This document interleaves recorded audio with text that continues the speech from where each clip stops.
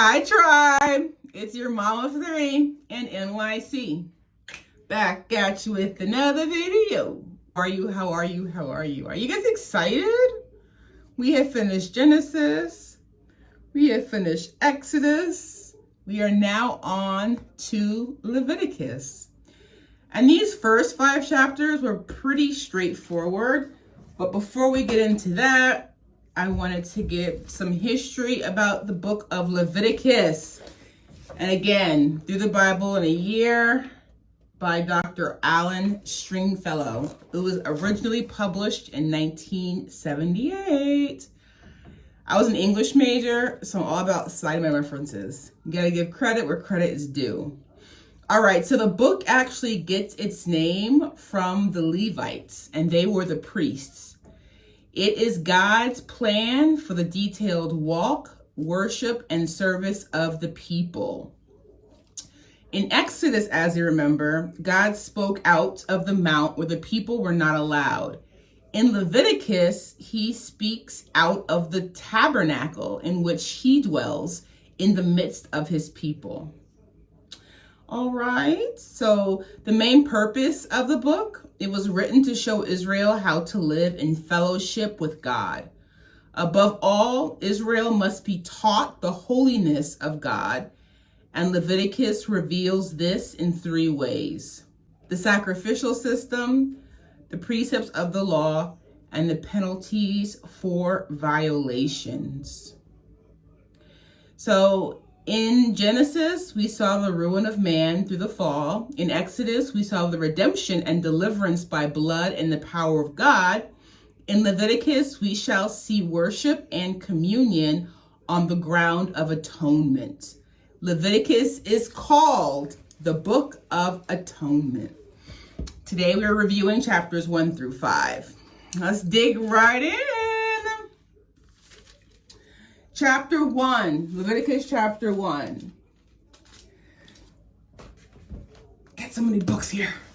Leviticus chapter 1, the proper way to give offerings. The first offering the Lord gives instruction about is the burnt offering. In verse 10, chapter 1, it says, "If the offering is a burnt offering from the flock, from either the sheep or the goats, he is to offer a male without defects." He even specifies the side of the altar where the offering needs to be made. He says in verse 11, he is to slaughter it at the north side of the altar before the Lord. Aaron's sons, the priests, shall sprinkle its blood against the altar on all sides.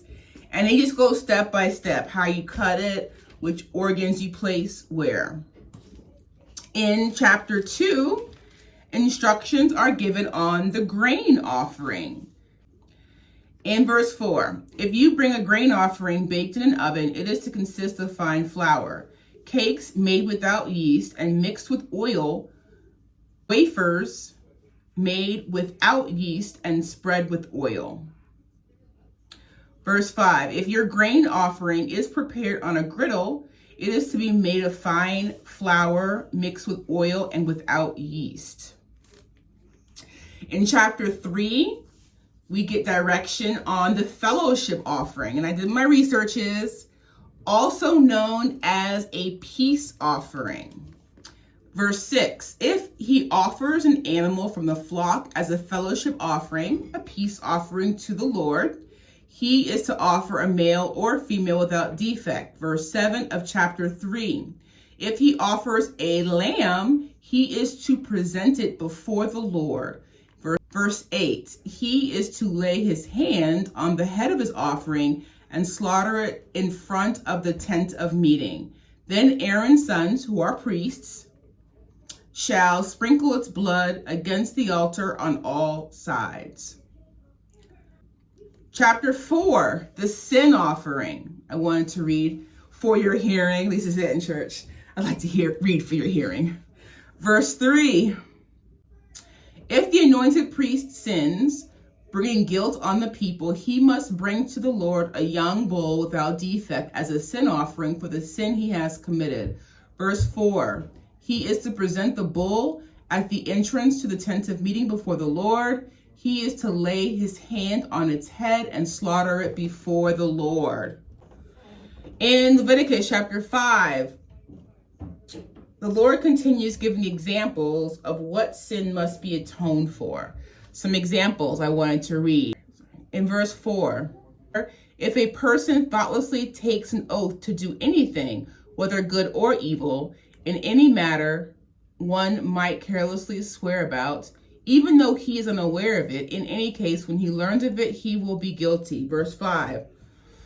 When anyone is guilty in any of these ways, he must confess in what way he has sinned. And verse 6, as a penalty for the sin he has committed, he must bring to the Lord a female lamb or goat from the flock as a sin offering, and the priest shall make atonement for him for his sin.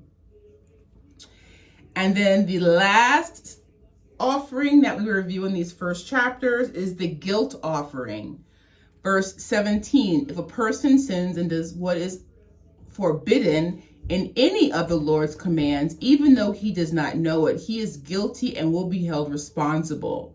Verse 18, he is to bring to the priest as a guilt offering a ram from the flock, one without defect and of the proper value. In this way, the priest will make atonement for him for the wrong he has committed unintentionally, and he will be forgiven. All righty, so those are the first 5 chapters of the book of Leviticus. Okay, the title for today's review is The Lord Specifies for Us. I love the way that the Lord is so detailed about all of his commands. He just leaves nothing to the imagination. He spells everything out. So that is the title for the review. The Lord Specifies for Us. Tomorrow we will be reviewing Leviticus chapters 6, 7, 8, 9, and 10. And I want to thank you, tribe, for sticking with me through these first 2 books of the Bible. And please, please, please share my videos with anyone, friends, family, or foes that could get something out of it. I would really appreciate that. All right, I will see you in my next video. Bye for now, tribe.